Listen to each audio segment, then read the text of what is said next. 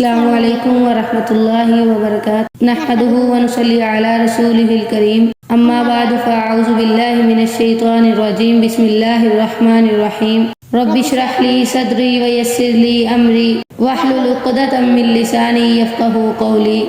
جی کل ہم نے پڑھا تھا اہدنا الصراط المستقیم، کیا اللہ تو ہمیں صراط مستقیم پر چلا، سیدھے رستے پر چلا۔ آگے ہے صراط الذین، ان لوگوں کا رستہ۔ پیچھے سیدھے رستے کی دعا کی گئی تھی، اب آگے کیا؟ صراط الذین، ان لوگوں کا رستہ انعمت، تو نے انعام کیا، علیہم، جن پر، یعنی ہمیں ان لوگوں کے رستے پر چلا جن پر تو نے انعام کیا، یعنی دوسرے بے شمار انعامات کے ساتھ ساتھ اپنی اطاعت کی انہیں توفیق دی، یہ خاص انعام تھا، تو ایسے لوگوں کے رستے پر ہمیں چلا۔ ایسے انعمت علیہم سے مراد چار قسم کے لوگ ہیں، سورۃ نساء میں ان کا ذکر کیا گیا ہے۔ وَمَن يُطِعِ اللَّهَ وَالرَّسُولَ فَأُولَٰئِكَ مَعَ الَّذِينَ أَنْعَمَ اللَّهُ عَلَيْهِم مِّنَ النَّبِيِّينَ وَالصِّدِّيقِينَ وَالشُّهَدَاءِ وَالصَّالِحِينَ، یعنی انعمت علیہم سے مراد انبیاء، صدیقین، شہداء اور صالحین ہیں۔ مطلب اس ایک آیت میں انبیاء، صدیقین، شہداء، صالحین کے تمام واقعات کی تفصیل آ جاتی ہے۔ غیر المغضوبی، نہ غصہ کیا گیا، علیہم، جن پر، ولا الضالین، اور نہ وہ گمراہ ہیں۔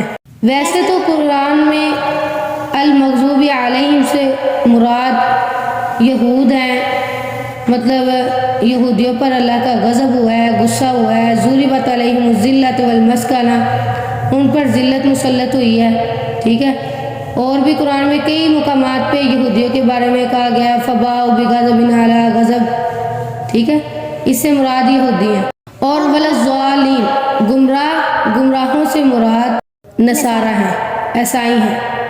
اللہ کے نبی سے بھی یہی اس کی تفسیر آتی ہے۔ اللہ کے نبی نے فرمایا کہ مغضوب علیہم سے مراد یہود ہیں اور الضالین سے مراد نصارہ ہیں۔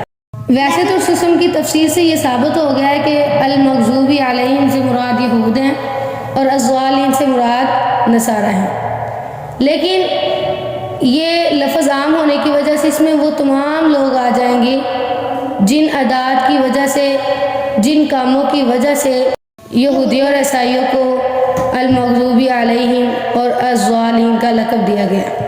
یعنی یہودیوں پر اللہ کا غضب کیوں نازل ہوا؟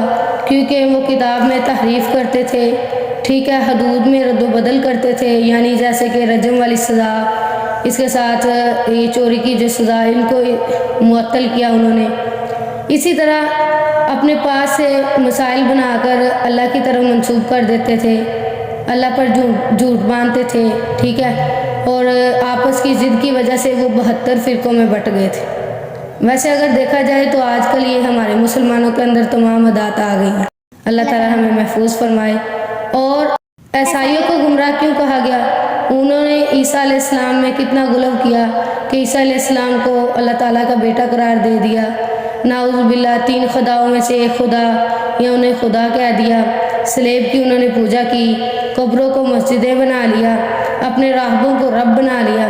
تو جس چیز کے اندر یہ عادات پائی جائیں گی المغضوب علیہم اور الضالین سے، وہی لوگ مراد ہوں گے۔ ویسے اگر عام طور پہ دیکھا جائے تو لوگ ترجمہ کرتے ہیں المغضوب علیہم، نہ ان کا راستہ جن پر غضب ہوا، ولا الضالین، اور نہ گمراہوں کا راستہ، لیکن اصل میں غیر المغضوب علیہم میں جو لفظ غیر ہے نا، یہ انعمت علیہم سے بدل ہے یا اس کی صفت ہے، تو اس لیے اس کا ترجمہ ہم کریں گے، یہ ایک ہی جملہ ہے، الذین انعمت علیہم غیر المغضوب علیہم ولا الضالین، یعنی ہمیں کن کے راستے پر چلا؟ ان لوگوں کے راستے پر جن پر تیرا انعام ہوا، نہ ان پر غصہ کیا گیا اور نہ ہی وہ گمراہ ہوئے۔ تو اس کے بعد آمین جو ہے، سورۃ فاتحہ پڑھنے کے بعد آمین کہنا چاہیے، اس کا معنی ہے اے اللہ قبول فرما۔ یہ لفظ ویسے قرآن مجید کا حصہ نہیں ہے، اس کی دلیل یہ ہے، اگر یہ قرآن مجید کا حصہ ہوتا تو یہ جس طرح سورۃ فاتحہ لکھی ہوئی ہے، ٹھیک ہے، آمین بھی لکھا ہونا چاہیے تھا، لیکن یہ آمین قرآن میں نہیں لکھا ہوا، تو اس سے پتہ چلتا ہے یہ سورۃ فاتحہ کا حصہ نہیں ہے۔ لیکن وَلَضَّالِّينَ کے بعد امام کو مقتدی کو دونوں کو آمین کہنا چاہیے۔ اس کے متعلق بہت سی حدیث ہیں۔ حضرت ابو ہریرہ کی حدیث ہے کہ رسول صلی اللہ علیہ وسلم نے فرمایا جب امام آمین کہے تو تم بھی آمین کہو، جس کی آمین فرشتوں کی آمین کے ساتھ مل گئی اس کے پچھلے گناہ معاف کر دیے جاتے ہیں۔